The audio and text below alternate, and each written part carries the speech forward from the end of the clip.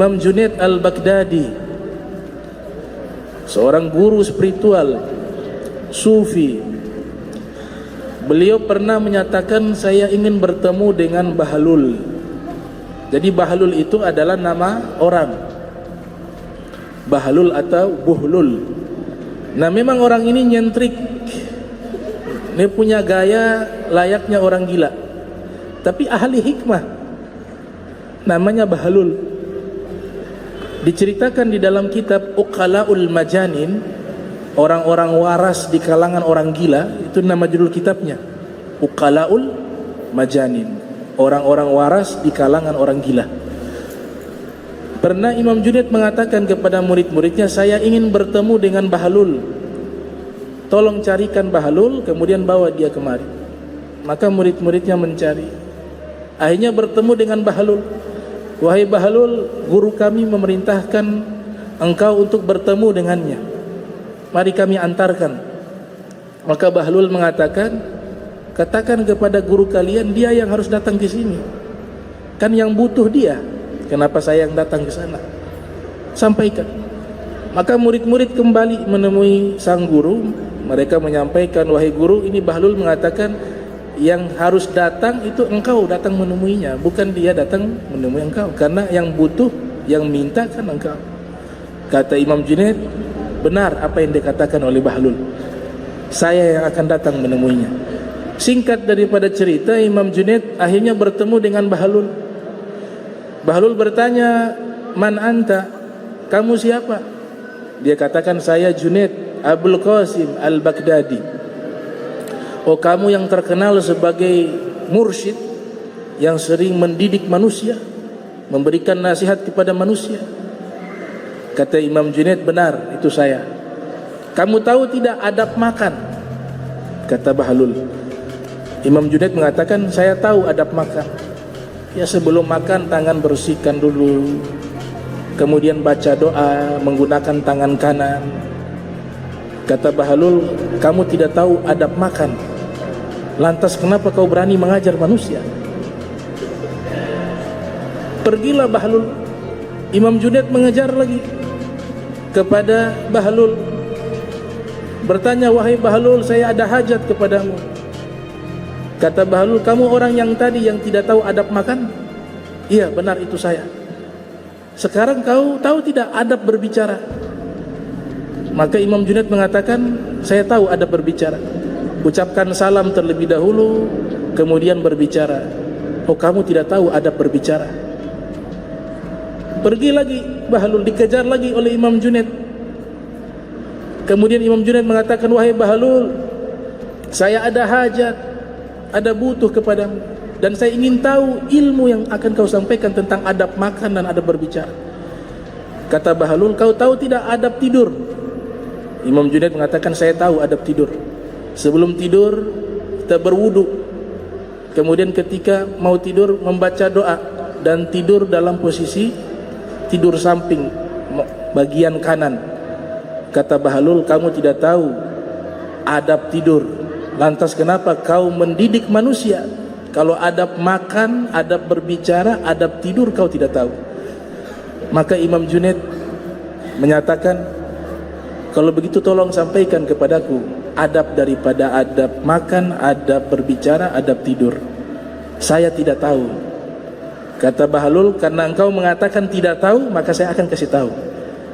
Tadi di awal engkau mengatakan engkau tahu. Saya tanya, tahu tidak adab makan? Engkau mengatakan tahu. Tahu tidak adab berbicara? Engkau mengatakan tahu. Tahu tidak adab tidur? Engkau mengatakan tahu. Karena engkau mengatakan tahu, maka saya tidak beritahu. Tapi sekarang kau menyatakan tidak tahu, maka saya akan beritahukan. Adab. Ini Bahlul memberikan nasihat kepada Imam Junaid. Adab makan yang kau jelaskan tadi, itu masalah kulinya. Kulinya, far'un, cabang-cabangnya. Tapi adab makan aslun, yang paling asal, yang paling pokok. Sebelum kau makan, kau cari tahu dulu, ini makanan halal apa haram. Karena jika kau memakan tanpa mengetahui ini halal atau haram, kau makan ternyata makanan itu makanan haram, maka akan membawa tubuhmu itu mudah bermaksiat kepada Allah, dan doamu akan terkatung-katung di langit. Yang kedua, adab berbicara. Adab berbicara yang kau sampaikan itu hanya cabang saja, tapi aslun, pokok daripada adab berbicara, jika ingin menyampaikan nasihat, memberikan wejangan, menyampaikan ilmu, sebelum kau sampaikan, coba lihat niatmu. Untuk apa kau sampaikan ini? Apakah ingin mencari pujian manusia? Apakah ingin dibilang hebat di dalam berbicara? Perbaiki niat dulu. Jika niatmu semuanya itu semata-mata untuk mencari ridhonya Allah, maka engkau berbicara. Itulah adab berbicara. Yang ketiga, adab tidur. Yang kau jelaskan tadi hanya far'un, hanya cabang saja. Tapi aslun, pokok daripada adab tidur, sebelum engkau tidur, engkau periksa hatimu terlebih dahulu. Apakah tadi ada iri hati sama orang? Hilangkan. Apakah di hari ini engkau ada dendam sama orang? Hilangkan. Apakah di hari ini engkau ada sombong? Hilangkan. Apakah di hari ini ada iri hati, hasad? Hilangkan. Hilangkan dulu semua penyakit hatimu yang terjadi dan terlintas di hatimu di hari tersebut sebelum engkau tidur. Kalau sudah bersih, baru tidur. Itulah adab-adab daripada adab makan, adab berbicara, dan adab tidur. Maka dimasukkan bahlul sebagai tabaqatu syuyukh.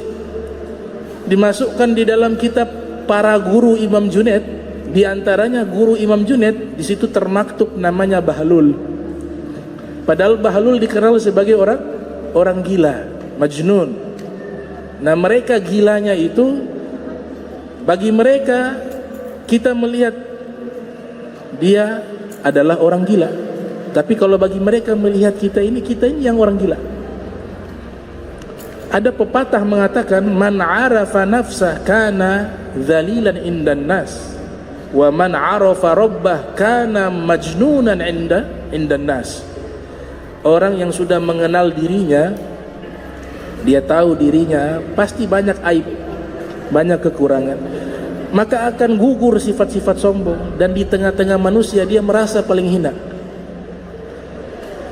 Nah, orang yang sudah mengenal Allah dengan sebenar-benarnya, maka dia akan menjadi orang gila di kalangan manusia. Nah, ini contohnya seperti bahlul.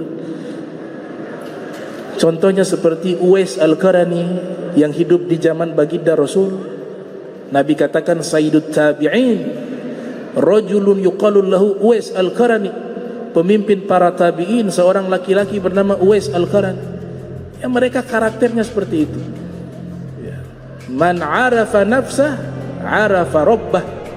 Siapa yang mengenal hakikat jati dirinya, maka dia akan mengenal Allah Subhanahu wa ta'ala. Imam Junaid berguru kepada bahlul. Banyak ulama-ulama yang mereka memiliki guru-guru futuh yang membuka ilmu kepada mereka, itu orang-orang yang tidak berilmu menurut mereka.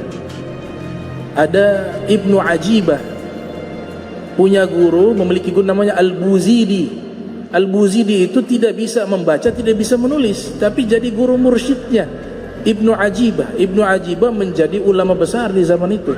Baru terakhir belakangan bertemu dengan Al-Buzidi. Yang luar biasanya, Al-Buzidi tidak bisa baca dan tidak bisa tulis, tapi bisa mengarang kitab. Al-Adabul Mardiyah fi Tariqah As-Sufiyah, itu salah satu kitab beliau. Lah, bagaimana tidak bisa baca tulis kemudian bisa menulis kitab tasawuf yang tingkatannya sangat tinggi? Itu Allah Ta'ala berikan ilham pada waktu itu saja bisa menulis, habis itu hilang lagi. Ada tingkatan mereka matanya buta, tapi di saat membaca Al-Quran, membuka mushaf, Allah balikkan penglihatannya untuk bisa melihat Al-Quran. Selesai membaca Al-Quran kembali buta lagi. Ada. Nah, diberikan kemuliaan kepada mereka kaum solehin.